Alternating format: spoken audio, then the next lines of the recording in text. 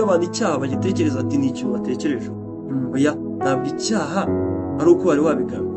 wabigambiriye ahubwo ubwo utumviye Imana bigucitse cyangwa se bitagucitse ni icyaha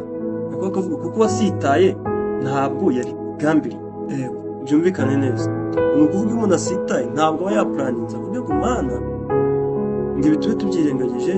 ndaza kugenda nsitaye nta muntu usitaye sibyo icyo gihe twavuga ko ibuye warikuriseho bishaka ariko igihe nasitaye nigera nzi ko wenda inzira ari nyabagendwa nkagenda nzi ko ahantu ari straight narangiza nkaza guhura n'imbogamizi ngasita sibyo ariko Yakobo rero akavuga ko uwasita uwo nguwo angana n'uwatekereje akagambirira agashyira mu bikorwa abayacumuye yose amategeko ntabwo bihinduka ngo abayasitayeho yose abayacumuyeho ntabwo abayasitayeho yose iki ni ikintu cyo kwitondera kubera yuko abantu twaremye nk'aho icyaha kizaba icyaha ari igihe wenda nagambiriye nkavuga ngo umunsi ndaza ngakopera sibyo narangiza ngakopera ibyo nicyo cyaha ariko cyagiye yatunguwe akagera muri kati akisanga ari gukopeza cyangwa akopera mugenzi we kigera avuga ngo sinari nabigambiriye ariko